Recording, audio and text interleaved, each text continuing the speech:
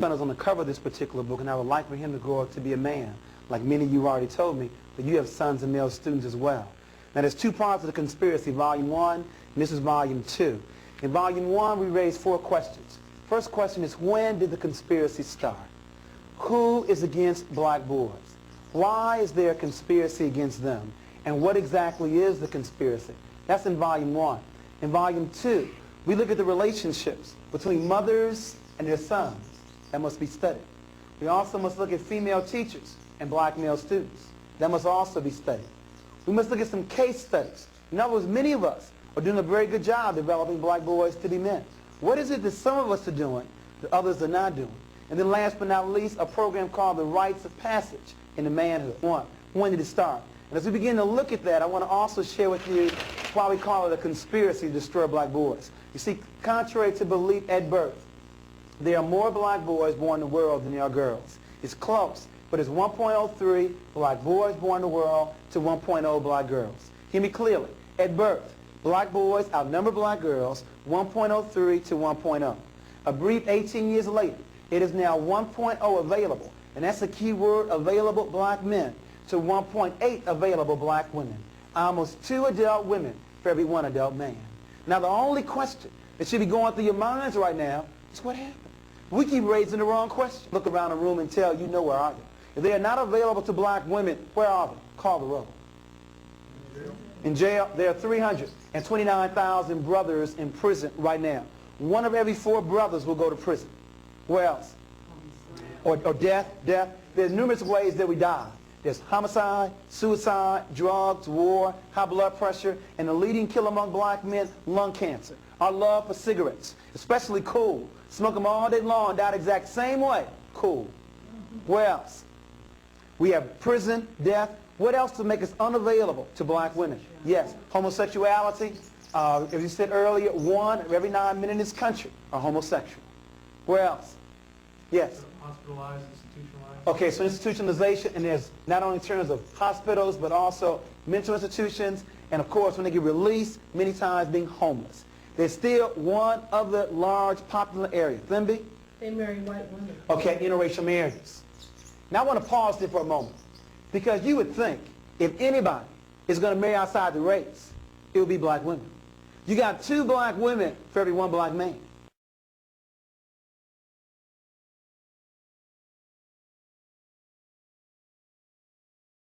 Thousand are brothers. That means 48,000 sisters. It's almost a 2-to-1 ratio of black men to black women marrying outside the race. But remember, as you said in the earlier workshop, if the definition of beauty is light skin, long hair, and blue eyes, why stop with Renee, the light-skinned sister? Why not get you the real thing? There's some serious problems here. And then black men tell me, I can't find a black woman to understand me. You mean out of 20 million black women, you can't find one to understand you? You don't need a white woman, you need a psychiatrist. But that's another workshop on relationships. But I just want to share with you, we got some very serious problems. But to tease this audience, black women are tired of being by themselves. And in the earlier issue of Essence magazine, the article said, guess who's coming to dinner now? Black women are tired of being by themselves. In other words, brothers, you can't have it both ways. You can't have 2 black women to choose from and still marry a white woman. You can't have it both ways. Black women are tired of being by themselves. Now, that's with regards to the stats, why we wrote the book, because we saw the shortage of black men. But what we want to begin to find out is, when did it start? You see, it's called the 4th grade syndrome. Studies show that black boys may be the best students in the country up until the 4th grade.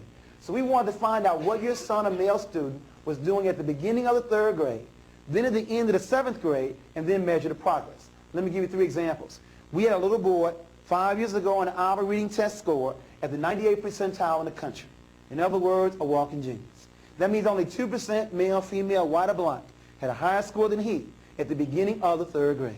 At the end of the 7th grade, the same boy now drops down to the 35th percentile. Engineer potential here, pimp or pusher now, scores should have improved 5 years, instead they only improved 1.3. 2 more examples. We had a little boy at the 92nd percentile. He dropped down to the 24th percentile, and his score has only improved 2.1. But let me give you the average example. We had a little boy at 63 percentile. He dropped down to the 4 percentile, and his score didn't improve a year, a month, a week, not even a day. There are 3 critical stages in black boys' development: infancy to 9, 9 to 13, and 13 to 18. You see, it's easy to see the negative behavior here when he's already dropped out, laid up on some street corner lacking direction. It's more difficult to see it around 9 years of age, when they begin to sit further in the back of the class, when they begin to ask less questions, when their ball becomes more important than their book, when they begin to cheat on their tests. We appeal to you to turn your sons and male students on early. Teach them how to read early. Teach them the beauty of being black and believing in God early. But many of us have waited, and we have waited almost too late to develop black boys to be men. You know what I'm getting at. America spends $2,300 on Head Start. They spend $38,000 on prison. If Reagan wanted to balance the budget, I can show you save about $36,000 per person. It's much easier to educate than it is to incarcerate. Now you raise the questions. How long do you stay in Head Start? Year? 2 years at the most? How long do you stay in prison? The rest of your life? Question number 1. Question number 2, does Head Start work? A 19-year study documents that Head Start works. But in prison, 85% of the inmates that get released go right back in. But as Jesse Jackson says, we have 2 choices.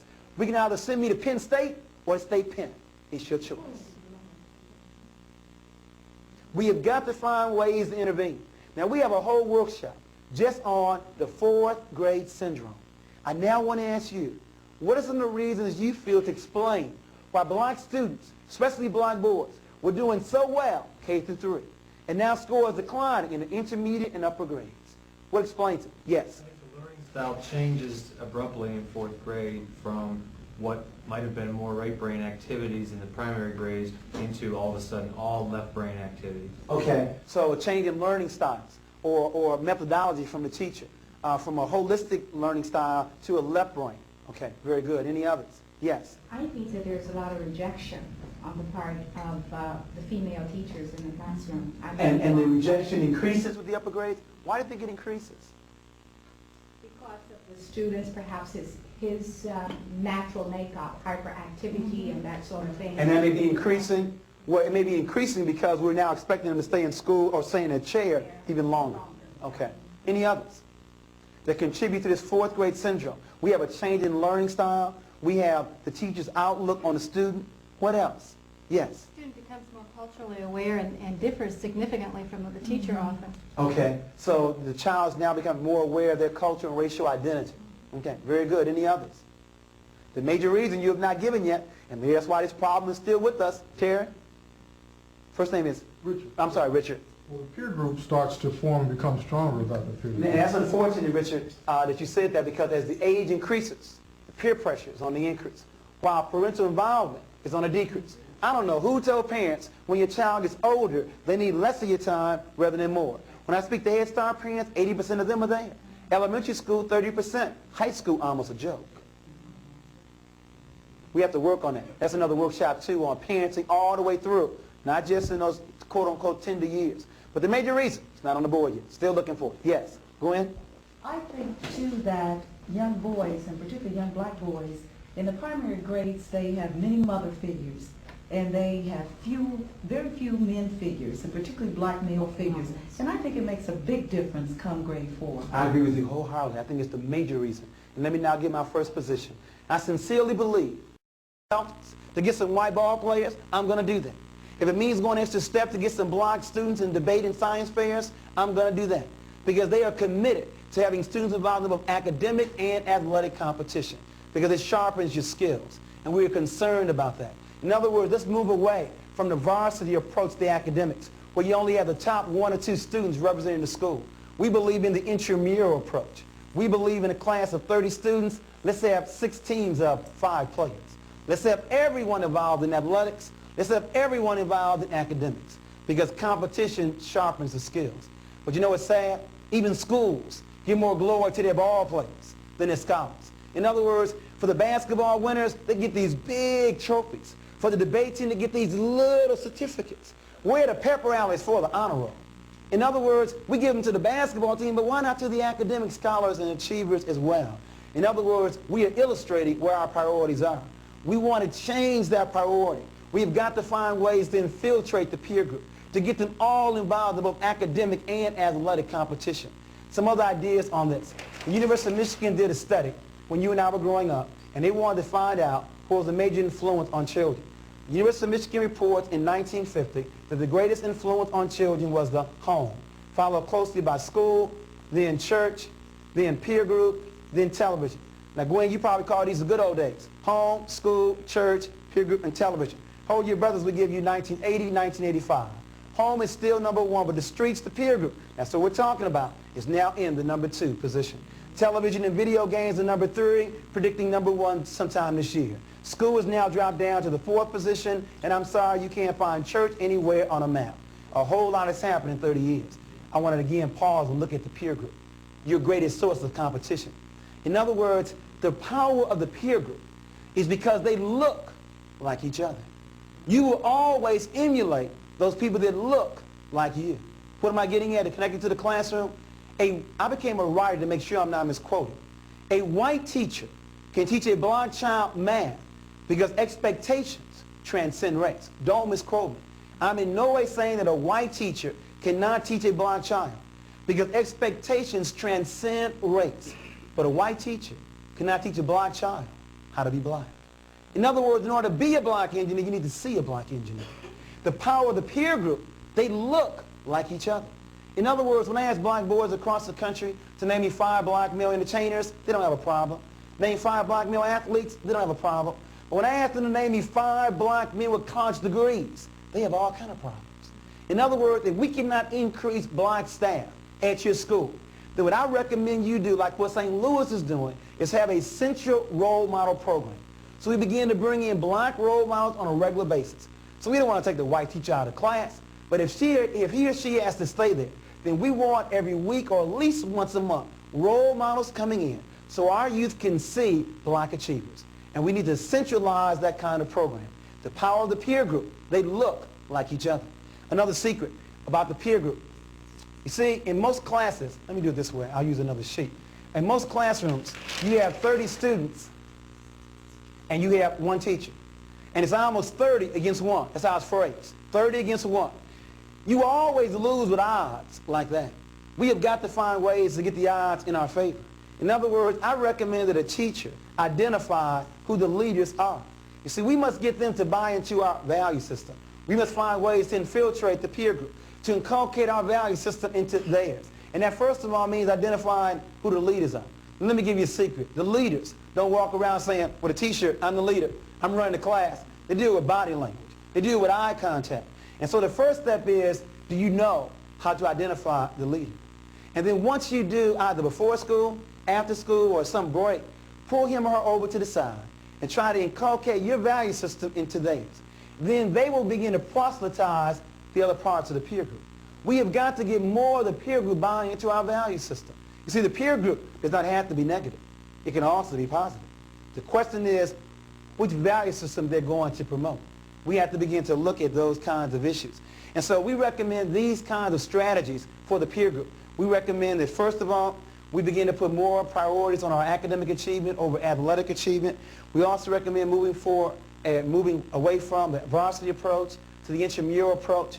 We recommend that you identify who the leaders are. We recommend we bring in more role models to our program, provide pep rallies for academic achievement. But my major concern here is that schools are more than academic institutions. They are also social institutions. It is sad to say this, but you could have been doing your job. Parents could have been doing their job. And it all go for naught because the black and Hispanic peer group are reinforcing what kind of gym shoes they wear, what kind of clothes they wear, how well they fight or dance, and not academic achievement. This is not theoretical. I was in honors classes when I was in high school, and I was so influenced by my peer group, I flunked the whole marking period intentionally, trying to get kicked out. Had it not been for my father, who then kicked my butt, I'd had some very serious problems realizing his size 11 of my rear end was more important than my peer group. But let me give you a secret. When you want to reinforce academic achievement, especially for black boys, it becomes suicidal if he's not also involved in the martial arts. In other words, I was still in honors programs, but I was allowed to run track and also martial arts because my peer group did not respect my honors achievement, but they did respect my martial arts belt. We have to begin to look at those kinds of areas. Before we move on to the next area with regards to parents, any comments about the peer group? Its tremendous impact on academic achievement. Any comments or questions? You got 30 seconds, so I'm moving on. Yes, sir. First name? Michael, Michael. what can teachers do to influence this in the context of a classroom situation? Well, I tried to mention a couple, Michael. One, I wanted you to identify who the leaders were and begin to sell your value system to them. Secondly, I wanted you to bring more role models into your classroom so they can see blacks in high professions that have advanced themselves. Three, I wanted you to provide, or with your school, to provide more academic achievement in terms of glorifying that, in terms of pepper rallies and trophies and the like. Any other comments about the peer group? A major source of competition. Another area, parents. We're very concerned about the role of parents with regards to our schools. And one of our concerns, there's a distinction between involvement and support. These two words are not the same, but they're used synonymously. We want to begin to look at that. Parental involvement and parental support. Parental involvement is attending a PTA meeting, baking baked goods for a bake sale, selling raffle tickets for a raffle sale. Look, if I never attend your PTA meeting, but I monitor my child's peer group, I monitor television, we go to the library on a regular basis, that's support. Now, I know you want them both, but between the two of them, I sincerely believe support is a lot more significant than parental involvement. But I do agree, after we get the support, we also need the involvement. So I've begun to look at Head Start, to begin to look at Chapter 1, to look at some effective principles in terms of what they do with our students. And I found there are certain things that they do. First of all, we have to find ways to market our programs. I often ask principals, how many parents are going to be there tonight when I speak to them? Well, I don't know. I sent out 1,000 flyers. That tells me right there, they don't know a thing about black culture. Because the rumor is, if you want to make sure black folks don't find out about it, put in the book. In other words, we are not a written people primarily. It's the oral tradition. If you want me there, call me up. So 1,000 flyers may only generate 10 parents. But a personal invitation, a personal phone call, that's what Head Start does. That's what Chapter 1 does. So they use, first of all, the oral tradition. They find ways to communicate in other ways besides a printed flyer. And then secondly, who determined what the workshop should be about? You see, most schools teach parents the same way they teach children. Well, we decide for them what the workshop should be about. That's a mistake. In other words, if you know that parents are younger these days, are less mature, are changing demographics, then before giving them a workshop on their child's development, why don't you give them one on their own development, on relationships? If you want black men to be there, give them a workshop on a conspiracy to destroy black boys, or how to find a job. In other words, one school district in this country, Cleveland Heights, has a 50-50 black-white school population, but a 97% white PTA. They wanted to bring me in to get more parents to come out, but they were concerned with the title. The title says developing positive self-images and discipline in black children. If they kept the word black in, the white parents may not show up. But if they don't keep the word black in, the black parents may never attend. They keep the word black in and broke a record that night. And black parents say it was the first you finally gave me a workshop about me. Now, of course, let me be honest. There were very few white parents. There were only about 43 of them, about 400 black parents. So the next day, at PTA council, we're still working on how to get both groups together. But we at least solved the objective. We got more black parents to come out. In other words, what I'm really getting at with regards to this is that black parents have told me, Jawanza, I know I need to be there. But if all we're going to discuss is last month's minutes, some budgetary changes, and a couple of personnel changes with a boring speaker, I'm simply not going to be there. I gave you a clue, a boring speaker. Remember in the oral tradition, the strength of the black church, a charismatic speaker. If you want black parents to be there, not only have an interesting topic, but also the speaker has to be one that's able to keep their attention. It's unfortunate we have to do this, but we do. And we have to find ways to continue those kind of marketing efforts. And then, of course, there's always those we always can depend on. For example, providing food. It works almost every time. Providing child care. It works the majority of the time. Providing transportation. If your meeting is at night in a low-income, crime-ridden area, you may need to provide security. And then the one that works every time, have the children perform. In other words, parents, black, white, and Hispanic, and Asian, they all love to see their children perform. You know how many programs I've been on where the choir, not the class choir, the school choir sang before them. And then the principal said, oh, and by the way, we're bringing Dr. Jawanza in for a 30-minute parent workshop. And to make sure you stay, and then the choir will then come back with their clothing selections. It works every time. We have to find those kinds of ways. And why do we have to do that? We have to do that because before 1954, when we had teachers who lived on the same block, who went to the same church, see, black parents have always trusted the teachers. They've always felt that you were the primary educator. I'm now telling parents, unfortunately, you may not be the primary educator. You may not know what's best for their children.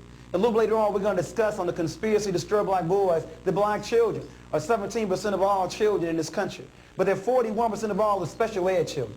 Now, 17 doesn't equal 41. And it gets worse. If a black child is going to be labeled EMR, LD, BD, 85% of the time, it's going to be a black boy. And you see, it's called a staffing, where you have this white principal, white psychologist, white social worker, white teacher, or black in skin but not in consciousness, all telling this parent to sign on the dotted line. And because black parents believe in you, they say, well, whatever you think is best. Now, white parents may agree to LD, but they're not agreeing to the watered-down curriculum of EMR and BD because they realize that they are the primary educators of their children. And so you can't have it both ways. You can't on the one hand say you want them to be the primary educator, and then when they question you, get offended.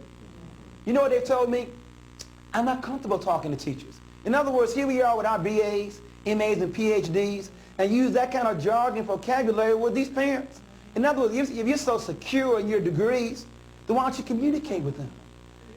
I believe, as Jesus said, what you do unto the least of these, you also do unto me. When you are educated, you know how to serve. Many of us are uncomfortable talking with these parents. And so we have to begin to work on those kinds of issues.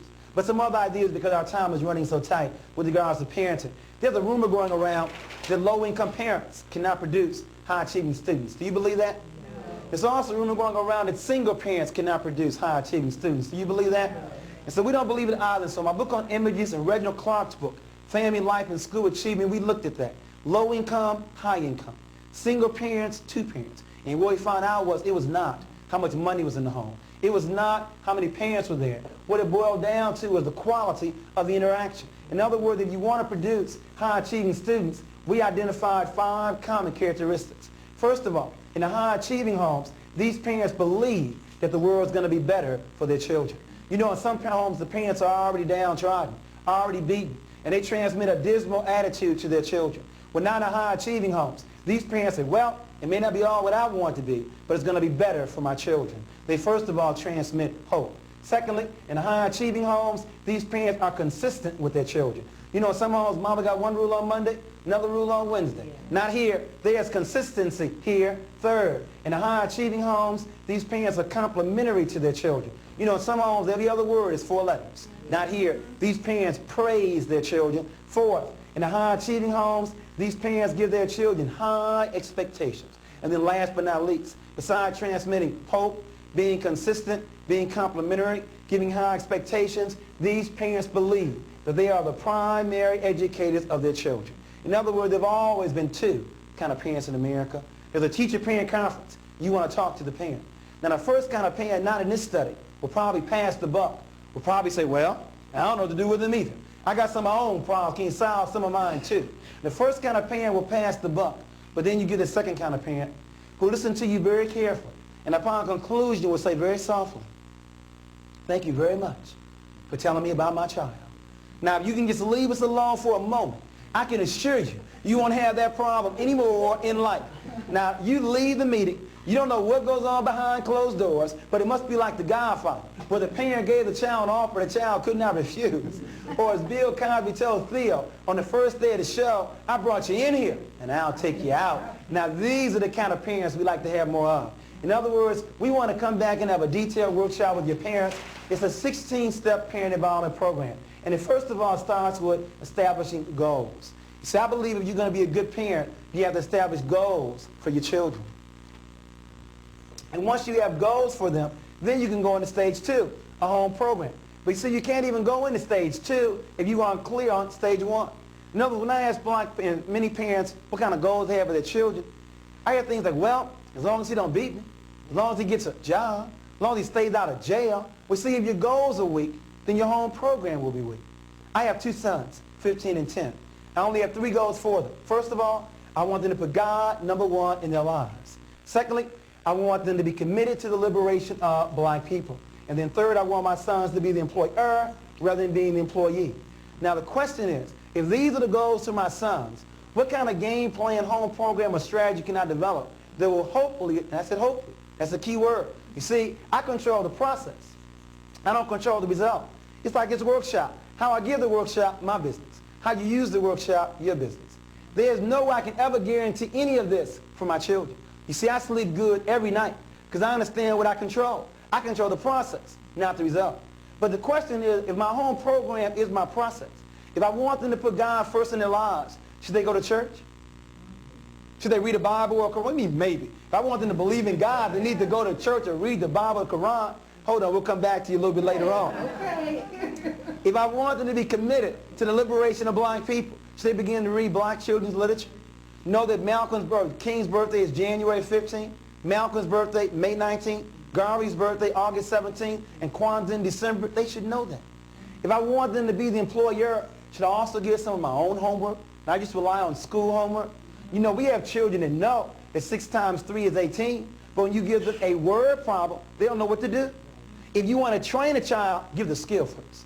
If you want to educate a child, give the need first. We have people with BAs, MAs, and PhDs out of work. Can't make nothing. They have been trained, not educated. We have to work on that. So these are just some of the kinds of ideas we want to share with you with regards to parenting. That we want them to believe they're the primary educator. And that means you have got to share some of the power. In other words, we can't on the one hand say we want them to be the primary educator. And then when they begin to question us, use our authority over them. In other words, it should be a 50-50 proposition with regards to this child's development. Any comments about parenting, the role it plays with regards to our students' achievement? Yes, it's Gwen? Gwen, Right. in terms of helping parents with parenting skills, what do you recommend? You mentioned being where the parents are, and parents are getting younger. I'm thinking again in terms of parenting skills, where you, let's say that you are in an urban setting and you have many young parents, and they don't seem to know which end is up. You talk about process. And see, that's my point. Two things. One, I don't believe that there's not a parent in this country that does not want the best for their child. I sincerely believe that. But I also believe that before you deal with child development, you have to deal with self-development. When those parents that are 13, 16, 19, 21 and the like, they have not found themselves yet. And so before giving them a workshop on child development, we have to work with them on their own self-esteem, on their own relationship, on how to find a job. So I believe many times we have not asked them what kind of workshops they are interested in. And Head Start is more successful because they ask the parents what they need, rather than us deciding for them what they should have. Okay? Let me go on because of our time. Let me move to the third area, and that's one of my favorites, and that's the issue of student self-esteem. I sincerely believe that education is more than reading, more than writing, is more than math. It should first of all teach our children who they are. You see, if you don't know who you are, then you will not know what to do with your life. And if you don't know what to do with it, then you won't know how to achieve your goals. So Alex Haley raised the question of who am I? And he asked his mother, father, aunts, and his uncles who he was. Some people told Alex they were Negro. Some told Haley they were colored. Others told Alex they were black. Some said they were Afro-American. Some told Alex they were African. And lastly, some said American. Now, we have the only children and some adults that give 6 different answers to a very simple question like, who am I? Again, you cannot teach a child that is, first of all, not know who he is. It's more important than reading, math, and science. So we began to ask ourselves, why do Germans call themselves Germans? Why do Chinese call themselves Chinese? And we were told there's a land called Germany. There's a land called China. So let's go back to a world map. Germans are Germans, land called Germany. Chinese are Chinese, land called China. Let's go to a world map. Is there a place in the world called Negro land? What about color land? What about black land? What about Afro-American land? There's only 2 answers left, Africa and America. But be honest, what comes to most of our children's mind when they hear the word Africa? Tarzan? Running around, no clothes on? Be honest. And what about America? Red, white, and blue and apple pie? That's because of this word right here, which is nothing but his story. You didn't know that? It's all history is. It's somebody's story. You know what I'm talking about. Columbus didn't discover America. He was lost. And the end discovered him, and Abraham Lincoln didn't free any slaves. Or another way to look at it, my story is very, very close to the word mystery. And I want to clear up a couple of mysteries right now. The book is titled Great People, Past and Present. What happened to a people that built the pyramids and yet now live in projects? What happened? What happened to a people that are the first to read and write using a term called hieroglyphics and yet now can no longer read or write? In essence, what happened to a people in terms of Egypt? It's amazing. King Tut came to America, and we didn't realize that King Tut was one of us. Somebody mysteriously took Egypt out of Africa and placed it in the Middle East. Now, how do you take a country out of a continent and then call it something else? As a result, we didn't realize that Egypt is in Africa. Egyptians are Africans, and we were the ones that built those pyramids. But my new history book, Lessons from History, Celebration in Blackness, for elementary, and there's also one for high school. You see, we are concerned about some issues here. The first one being, where do you start? You see, we have found that many black youth are embarrassed talking about the history. The Jews, now about the Holocaust, but us about slavery. I think one reason is where you start. The law says where you start will determine where you end up. Now, where do you want to start our children? If they started in 1619, they start on a plantation. That means they'll probably end up in a ghetto. But if you start 4 million years ago on a pyramid, they end up being free. Now, where do you want to start? On a plantation or on a pyramid? Because depending upon where you start will determine where they end up. Our first problem is we've been starting in the wrong place. And you cannot discuss 4 million years in 28 days. Black History Month. Now, I'm glad we got the month. It used to be a week. But you can't discuss 4 million years in 28 days. It's simply not enough time. And then the other issue, what are we going to discuss? You see, if all we're going to discuss are names and dates and events, then you can do that in about 28 days. When was King born? 29. When did he go to D.C.? 63. When did he get the Nobel Prize? 64. When did he die? 68. That would never change. But if you want to make it relevant, you connect the past with the present and with the future. In other words, what were our mistakes? Because the mistakes you want to avoid. And the strengths you want to reinforce. I'll say it clearly. Those that don't know their history, don't know their mistakes, are destined to repeat it over and over and over and over again. Our children need to know their story. And it did not start here.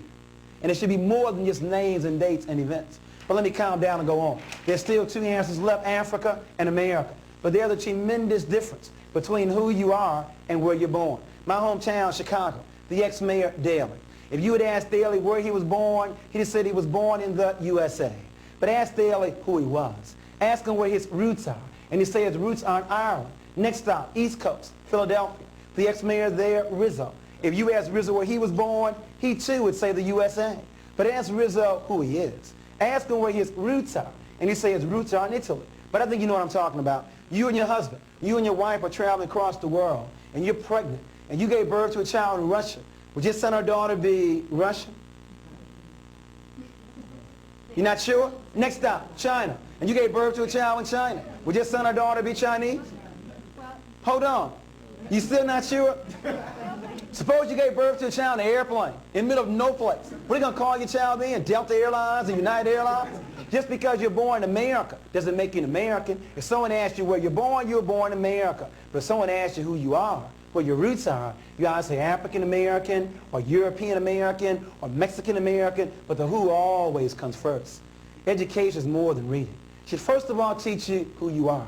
But you know what else it should teach you? It should make you feel good about yourself. Now the question is, what makes you feel good about yourself? What gives you strong self-esteem? Well, we believe first, your relationship with God. Second, unconditional love from your parents. Third, high expectations from teachers. Fourth, feeling good about your race, color of your skin, and texture of your hair. And lastly, knowing where your talents are. Because of time, I want to look at this one, the issue of race. There's a rumor going around that some of us, hopefully not in this room, are still using terms like good hair. And that to me is deep. You see, if you know what good hair is, then you must know what bad hair is. If you know what pretty eyes are, you must know what ugly eyes are. That's dialectic, the law of opposites. Our bestseller for children is called Colors Around Me. We believe that our children come in all different colors. But no matter what color they are beautiful just the way they are. Now, what I've noticed speaking to the primary grade children across the country, they clap for all of them. So the Emily is brown like chocolate cake and very pretty. And Robbie is red like cinnamon rolls and very handsome. The primary grades clap for all the children. But the upper grade laugh at Michael, who's black like licorice candy. And they also laugh at Joseph, who's black like ebony wood. Now you would think that the older our children are, the greater self-esteem would be. But exactly the opposite. And my question to you, what is it about America's images where the longer these children live here, the less they feel about themselves? And remember, Renee is golden like a peach. And the upper grade clap for Renee, and they laugh at Joseph. Well, the reason is very simple. We allow somebody else to define for us what beauty is. If America defines beauty as light skin, long hair, and blue eyes as beautiful, haven't they told you what ugly is? It must be the exact opposite. It must be dark skin, short hair, and broad features. Once you know what is, you automatically know what's not. But you know what's amazing? When I was in Florida, I found Europeans trying their best to run down to Florida to get a suntan to look like us. And then I found us running home with Noxzema and cream trying to look like them. You didn't know that racism is a sign of insecurity? People that are secure are comfortable with differences. Only insecure people, we need to rationalize because they are different. It makes them better. But let me tease you one step further. It's the first day of school, and Renee comes walking to your classroom with her pretty dress on, her hair floating in the wind. And like all little boys, Joseph comes in behind her. But on this day of accident, on his way to school, did not make it to the executive room in time. Now, do you sincerely believe that Joseph can learn as much as Renee? If you don't, you aren't fit to teach our children. There are teachers who believe that Renee is smarter than Joseph. And when they believe that, she just becomes smarter than Joseph. Do you know how many black women, even in this room, can't swim, afraid their hair's going to go back? Go back to where? Where are you afraid of it going back to? This is deep. Do you think that what happened in slavery is over? Read Peculiar Institution by Kenneth Stamps, the slave-making process. We have to work on those kinds of issues. Before we go into our next workshop on curriculum, any comments about student self-esteem, the role it plays in academic achievement? I believe you cannot do a good job in school if you don't like the way you look. Yes? How do you attack the racial self-esteem within the peer group? For example, a boy saying she's good looking for a black skin or dark skinned girl or vice versa. How do you attack that in the peer group? What are some ways of looking at it? I think we have to confront it head on. In other words, the real damage now is not done between white and black. It's done among the black peer group, black adults as well. And so we have to confront that. We have to show them the beauty and strengths of their color. In other words, we don't have time to discuss this afternoon, but what are the benefits of dark skin? What are the benefits of your natural hair? See, we hear all about the benefits of being light skinned or being white or having European style hair. What are the benefits of dark skin? There are a lot of benefits. Yes? You mentioned that schools should have more than just read, write, arithmetic. Correct. What effects do you feel that this new trend of back to basics, you know, it says, I want to teach math, reading, and writing. Will that not eventually have an effect on how we teach black kids because boards of education are trying to get away from black history and Black History Month and all that stuff? Well, I think that those progressive educators realize that back to basics doesn't have to exclude black history, that if the accent is on reading, we don't have a problem with that. We're also in favor of moving to phonetics rather than the sight approach and the word approach. So I don't have a problem with back to basics. But when you have back to basics, just be sensitive about the literature in which you choose. We have to begin to work on those kinds of situations. Because of our time, let me begin to move on. Our next workshop is on curriculum and methodology and learning styles. One of our concerns comes from James Banks, multicultural education. It's the code word now, multicultural. Now my concern is if it's multicultural, not quote-unquote white history, then we will no longer have world history through European eyes. We will put the event in the middle, and we will see what everyone says about the same event. In other words, we'll call this the Asians and Africans and the Europeans and the Hispanics and the Native Americans. I also gave you a clue. This is also the order of world population. We are not the minority. There are 700 million of us living in the world. Asians are first and we're second. We're not the minority. 80% of the world's population has color. We are not the minority. But the point I want to make here is, if the event goes in the center, not a people, but an event, then we go around the world giving each group an equal amount of time to give their side to the story. That's what will make it multicultural. For example, if the event was Columbus coming to America, Europeans would say Columbus discovered America. But the Native Americans say Columbus was lost and they discovered him. Same event, but these two groups see it differently. Slavery. Europeans would say slavery was good for America. But Africans would say the black family was almost, not quite, was almost destroyed. World War II. Europeans would say World War II was good for the American economy. But Asians would say they were placed in camps in California. Same event, but these two groups see it differently. If it's multicultural, no group is in the center. But when you run the world, then you can do whatever you want. Columbus can discover America. Lincoln can be the one that freed the slaves. You can even make, if you want to, America larger than Africa. Africa is 2.5 times the size of the United States. But when you run the world, you can make America larger than Africa. You can even move Africa over here and put America in the middle. I challenge you, in your school system, do you have maps showing Africa larger than America? Do you have maps that show Africa in the center of the world? That's exactly where it is. A multicultural education. But beyond content, let's also look at learning styles. The work is from Piaget, from Asa Hilliard, from Janice Hale Benson, titled Black Children, Their Roots, Their Culture, Their Learning Style. Remember when you were in school, it's called a split brain theory. The rumor is we're walking around with half a brain, the split brain theory. Remember, when you were in school, the rule was that instructors teach their subjects, but teachers understand how children learn. There are two sides to the brain. There's the right side of the brain, which is holistic. It sees everything. Very good in areas like music and in sports. That's the right side of the brain. But you also have the left side of the brain, very analytical. It breaks things into parts. Very good in math and in science. Now, it has been said in some private academic circles that people of color are better on the right side of the brain, and the people that lack color are better on the left side of the brain. Now, my question to you, did God go to sleep with black folks on the left, but wake up on their right? Did God wake up with Europeans on their left, but go back to sleep on their right? And before you answer, please remember, 86% of the NBA, National Basketball Association, starters are black. But only 1% of the engineers in this country are black. And isn't it true that all black folks can dance? That we all got rhythm? Is it physical or is it cultural? Come on now.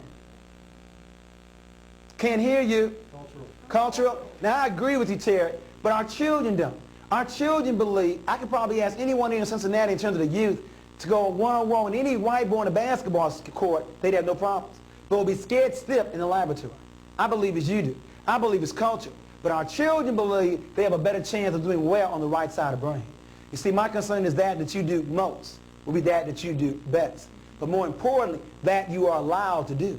We've always been encouraged to sing and dance and play basketball, but not to become involved in math and science. But remember, there are 5 ways to communicate an idea in a classroom.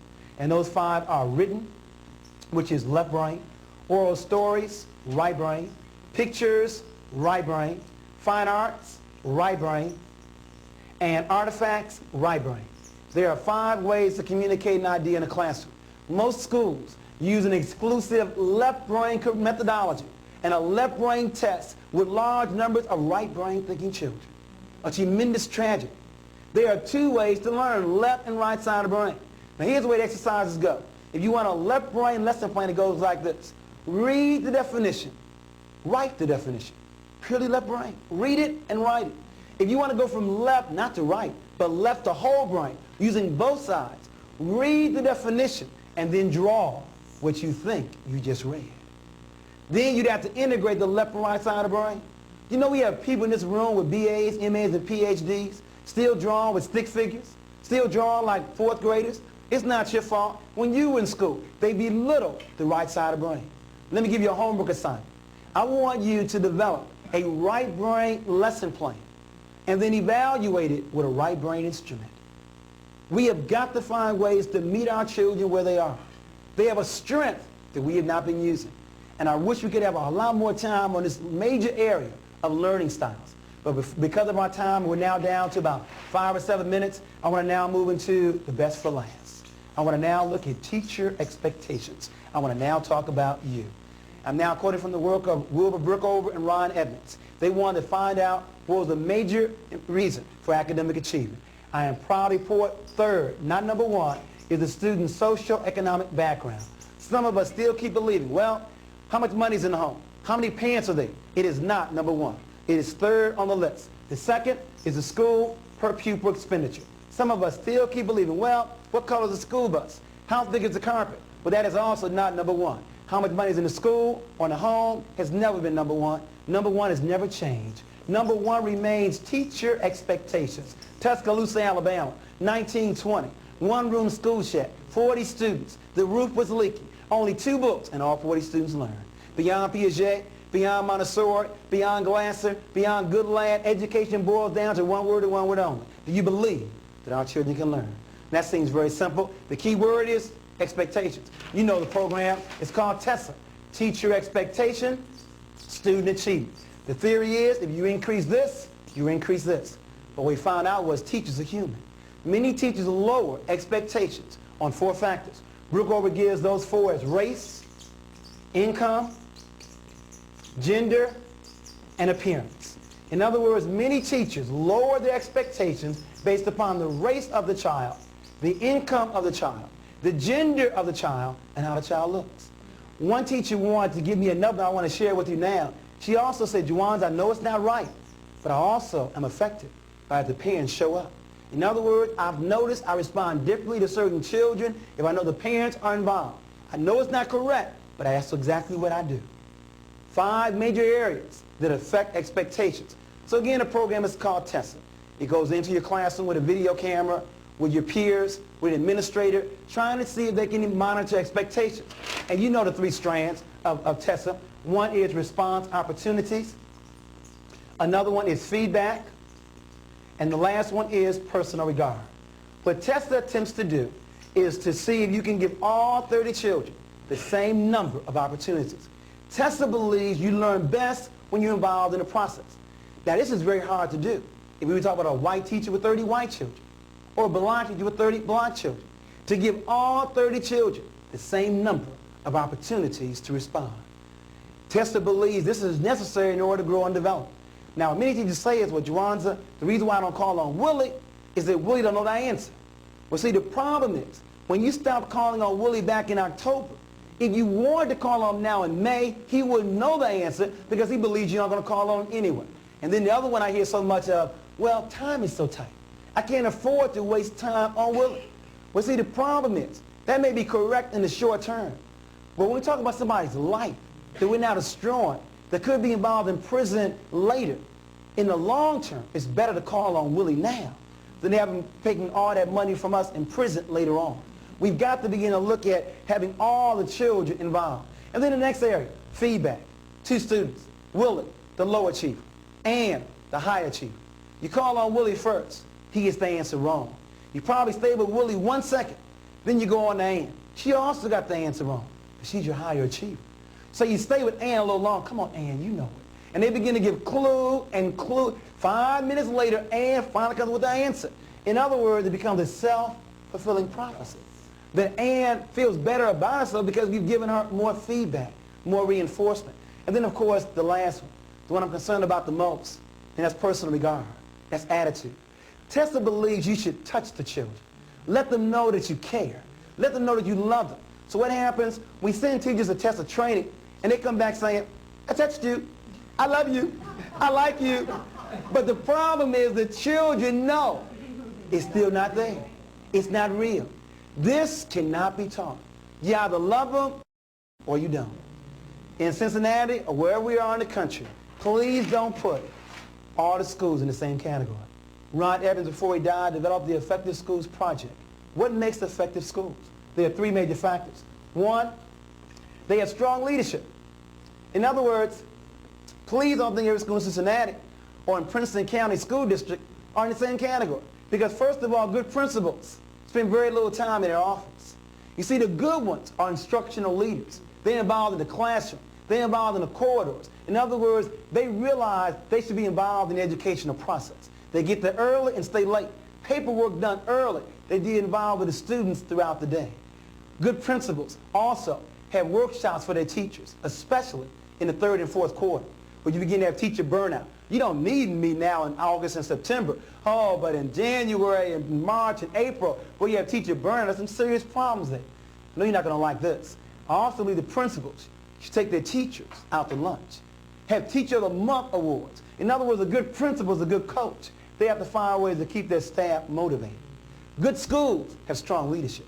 Secondly, they have teachers, as I said earlier, who give high expectations. What am I getting at? It has been said that in low-achieving schools, the most negative room in the school is a teacher cafeteria. Because in that room, you hear comments like this: you can't help these children. These children can't learn. And you know what happens? For the new teacher just coming in, they get swayed the negative way. But you see, in high-achieving school, the principal plants a spy in the teacher cafeteria. They want to know who's making those kind of comments. It's amazing. The good teachers in 201 and 206, you know what they tell me? They don't go to the teacher cafeteria. But the poor ones in 202 and 204, in there all day long. It's amazing how the negative forces do a much better job of organizing than the positive forces. And then the last factor, time on task. There are many schools giving children a lot more time on instruction than other schools.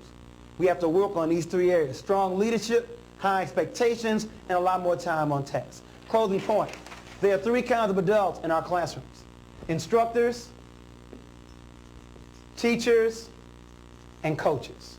We have a lot more instructors than we do teachers. Let me define terms. An instructor means just that. I teach chemistry, teach geometry. I got mine, you get yours. And they mean that. They only deal with their subject matter. They don't deal with learning style. They don't deal with motivation, self-esteem. It's not in their job description. I got mine, you get yours. Now you know what's sad? With a high dropout rate, we have a lot more instructors in the upper grades than we need to. Second group, they not only deal with subject matter, but they also deal with learning style. They realize that children have different learning style. You know what teachers do? They give right brain lesson plans as well.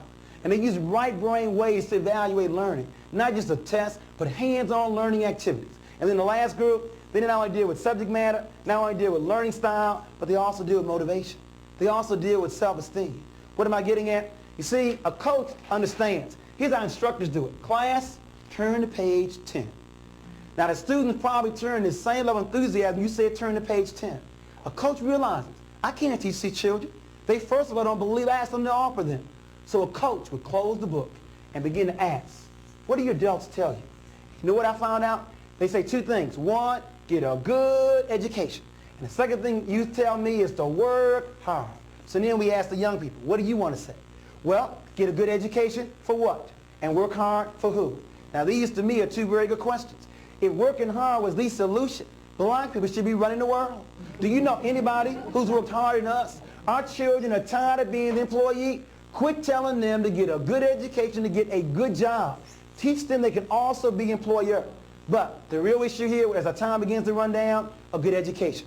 They watch you with your good education. But many of us work a J-O-B. Now, if all the good education got you was a J-O-B that you don't like, that means you end up living for T-G-I-F money.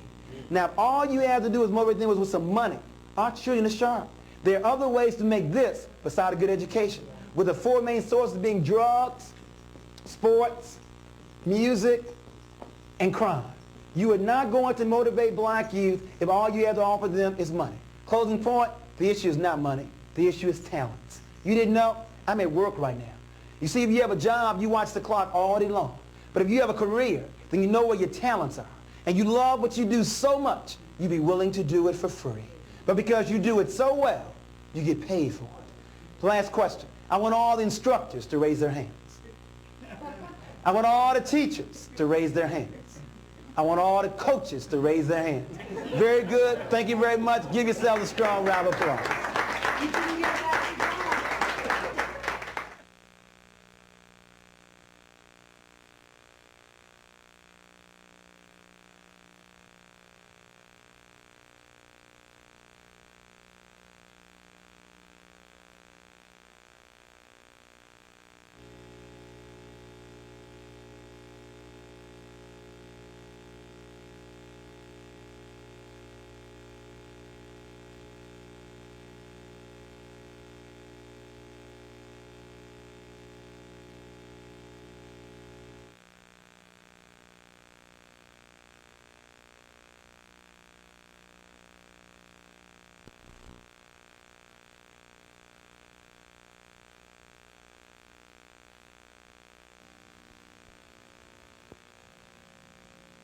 I'm going to cover this particular book, and I would like for him to grow up to be a man.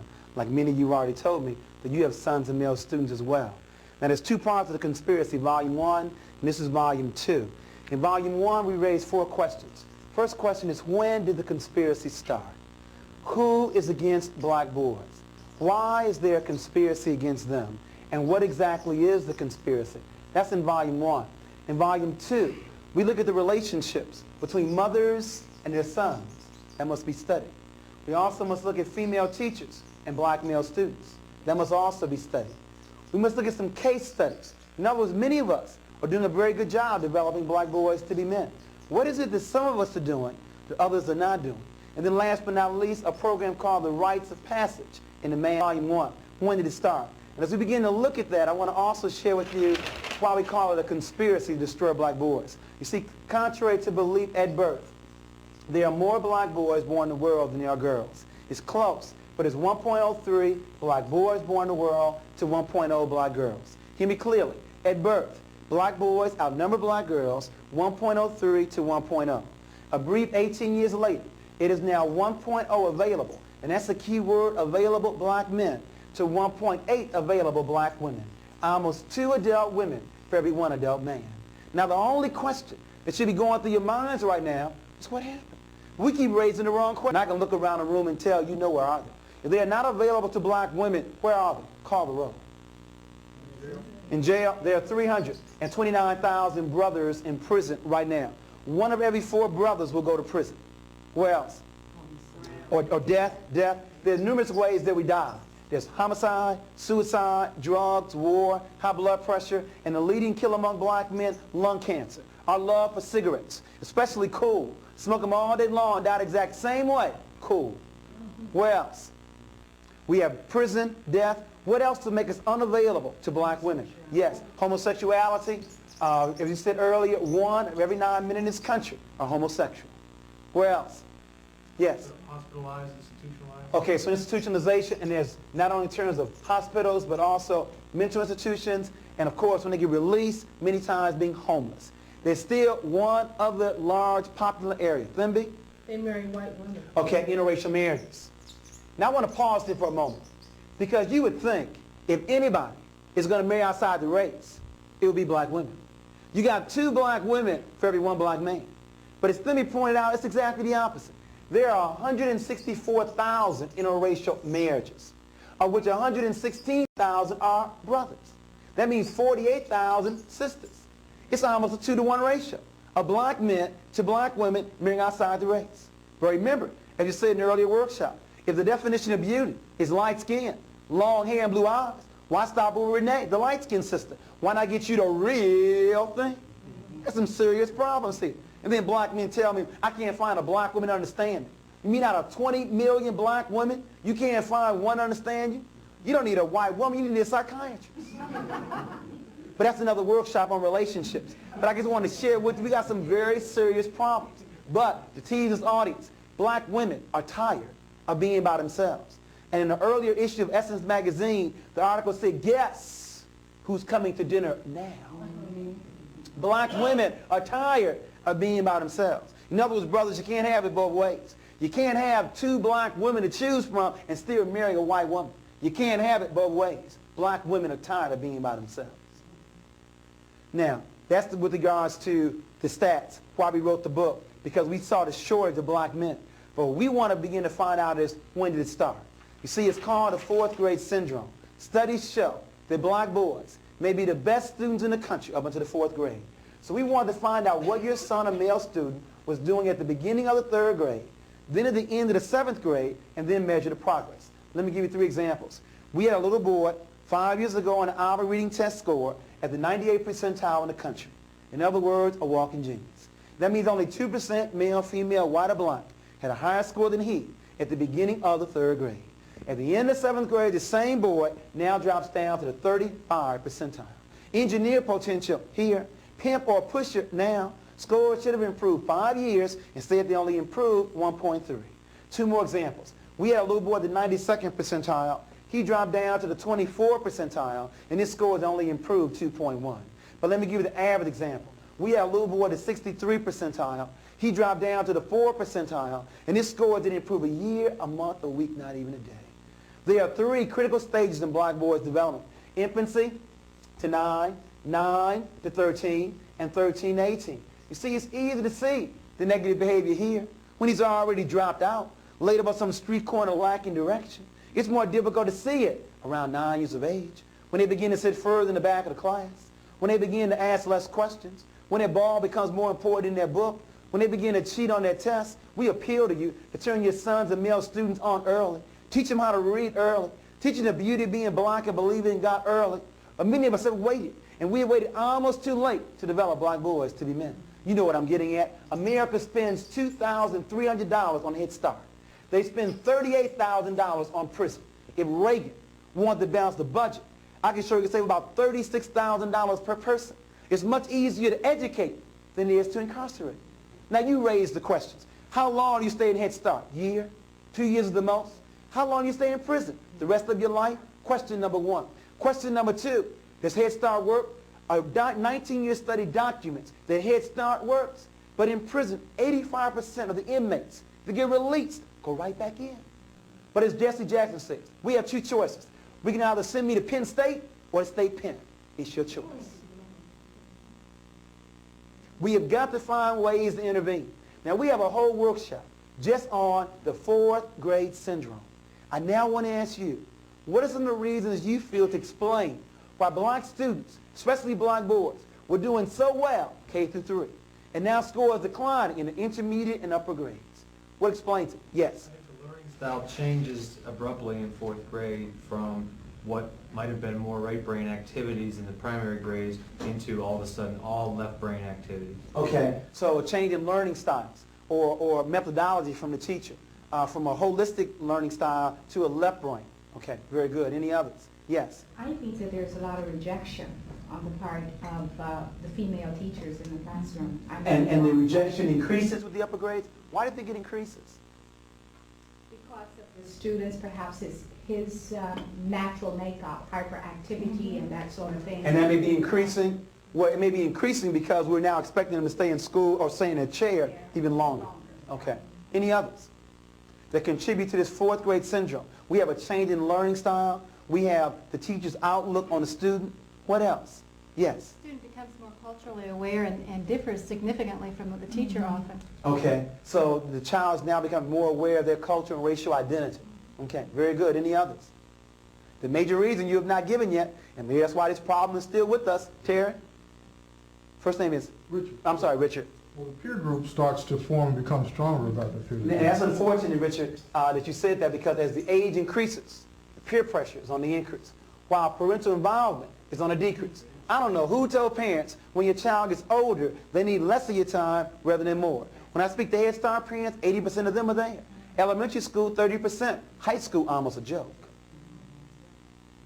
We have to work on that. That's another workshop, too, on parenting all the way through, not just in those quote-unquote tender years. But the major reason, it's not on the board yet. Still looking for it. Yes. Go in.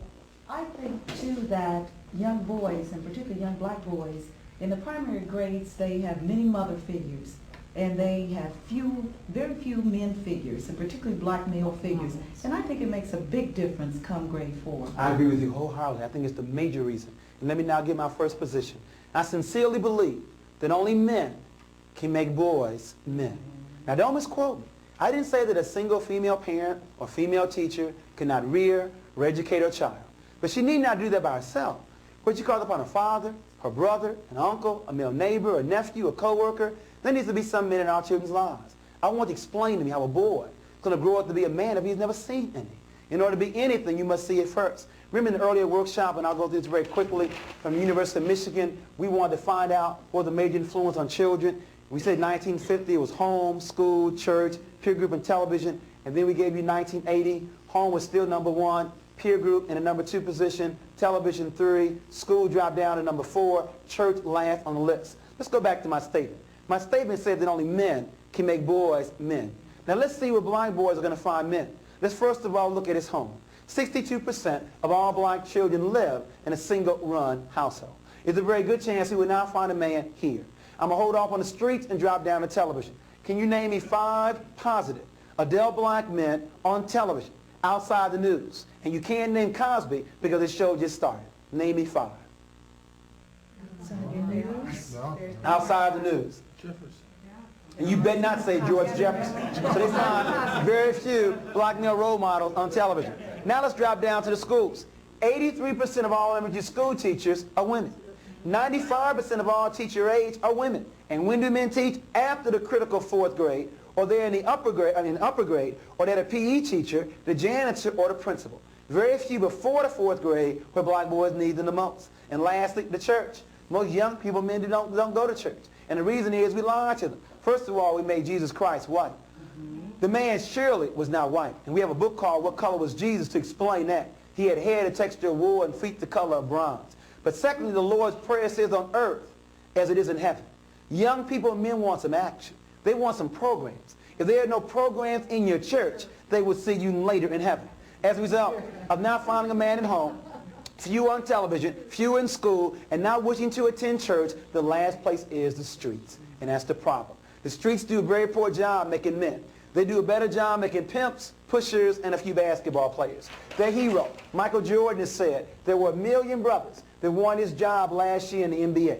Of this 1 million, only 400,000 will even make it to play high school ball. Of this 400,000, only 4,000 will make it to play college ball. Of this 4,000, only 35 will go to the coveted NBA. Of this 35, only 7 start. And the average life in the NBA is 4 years. You got 1 million brothers looking for 7 full-time jobs that last 4 years. This conspiracy is complex. It goes beyond the NBA. Even schools are in on it. What will be the first thing you see when you walk into a Cincinnati high school? A large trophy case. In other words, even schools give more glory to their ball players than the scholars. That's said in the earlier workshop. Where are the pep rallies for the honor roll? In other words, even school, I can understand the NBA, but even schools give more glory to their ball players than their scholars. This conspiracy goes beyond the NBA, though. It goes beyond schools. Jesse Jackson is giving you the clue one more time. Is it not possible for a black man to be president? For a white woman to be president? For a black woman to be president? Is the club only reserved for European men? You didn't know that a white boy with a high school diploma makes more money than a white woman, or black man with a college degree? The motive for the conspiracy is clear. For the question of why is there a conspiracy, the answer is white male supremacy. In other words, white men are not afraid of women, black or white, because women have no power anywhere in this world. The threat to European men will come not from women, it will come from other men. And the best way to destroy black men is to destroy them as a boy. The motive is white male supremacy. But before you get comfortable blaming somebody else, let me make sure we're clear. On a conspiracy, there would always be two. You see, you have the active conspirators, and you have the passive conspirator. See, it's like child abuse. There were always two. You have the father who does the beating, active. But you have the mother who turns her back, passive. Isn't apathy, indifference, low expectations, buying hot goods in the black community, isn't that also part of a conspiracy? You have the active and you have the passive. In a conspiracy, there will always be two. Let me now give you the starting lineup. We'll start with the active ones first and then move to the passive. Leading off, batting in the #1 position, representing this country, institutional racism. Batting first is Ronald Wilson Reagan. He bats in the #1 position. Batting second, representing the Trilateral Commission, the Fortune 500, big business. David Rockefeller bats #2. Batting third, representing the military complex. You didn't know, black people, 12% of the population, 1/3 of the military, and died 41% of the time in the Vietnam War. Caspar Weinberger bats #3. Batting fourth, and I don't mean Marlon Brando. I mean the real godfather. Drugs running rampant in the black community. Please don't deceive yourself. If America is the #1 power in the world, they could police their borders to stop the drug traffic.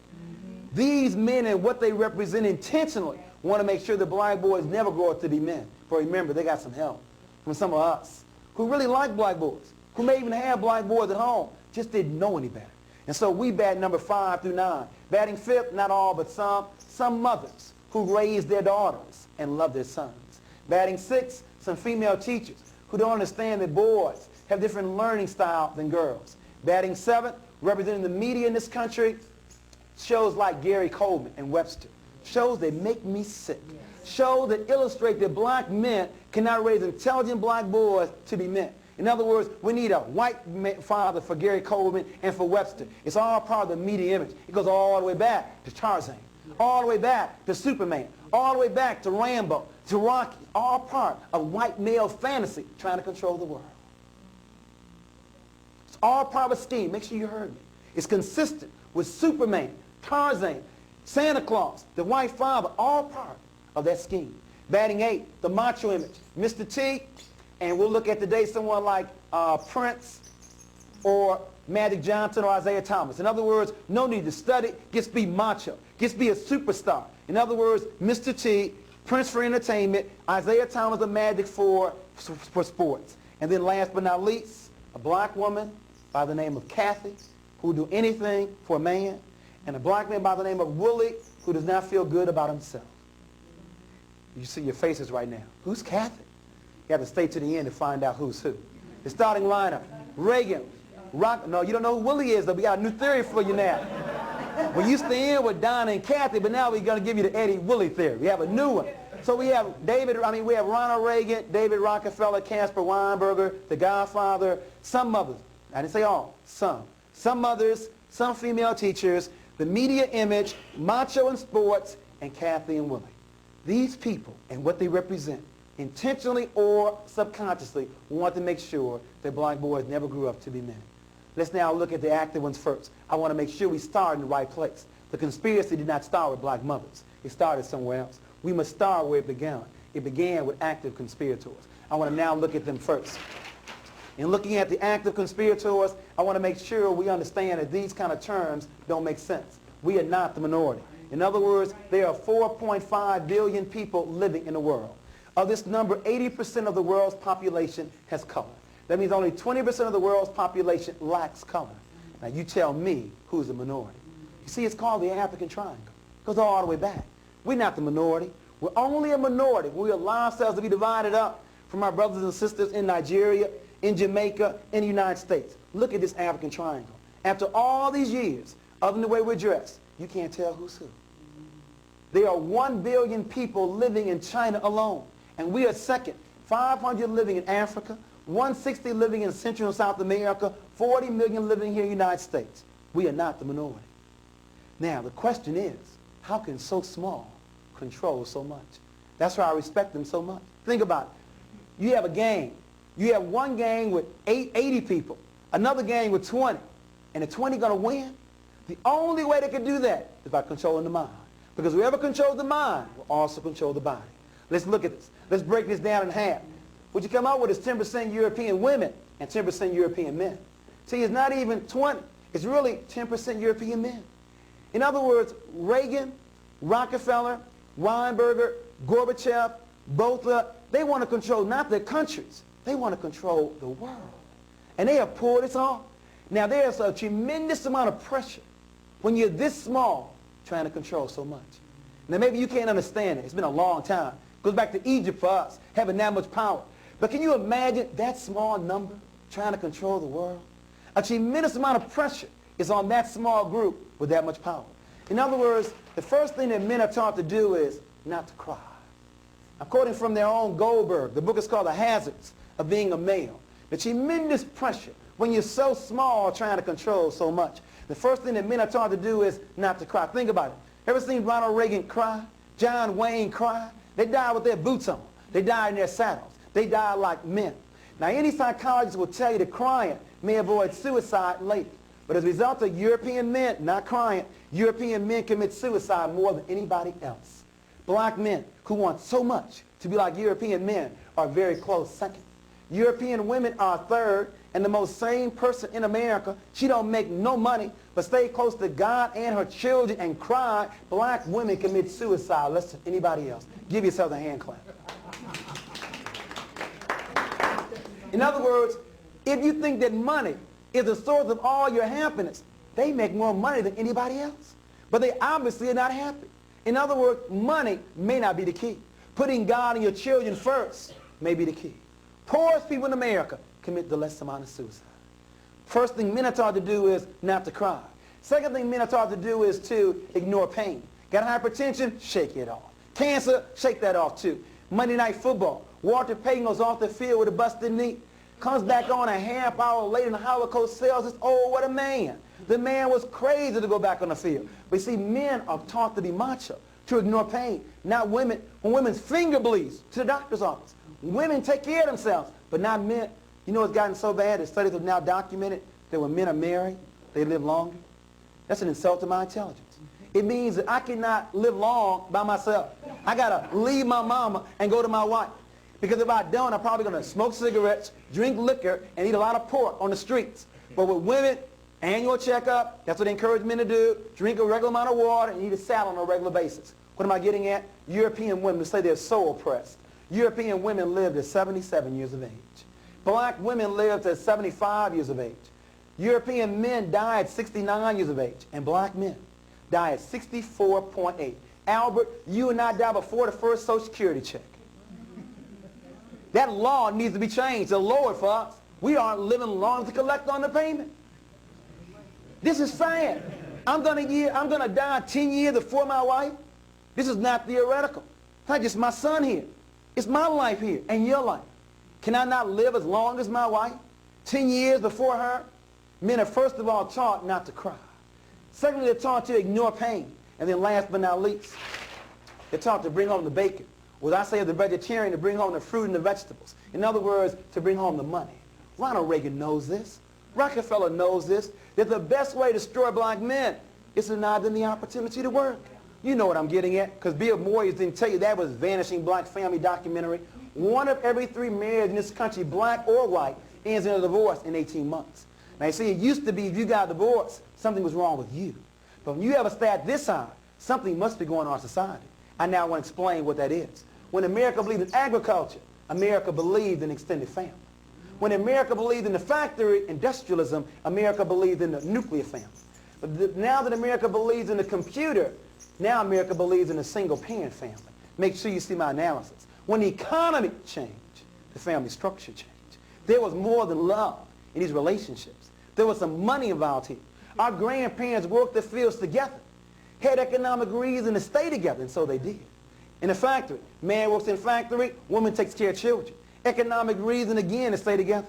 But in this new economy, where you now have women working just as much, if not more, than men, you now hear women telling men, I don't need you. Got my own job. Do what I want to do when I want to do it. And we are now doing it very well and by ourselves. You know the #1 song in America a couple of years ago, Ain't Nothing Going On But the Rent.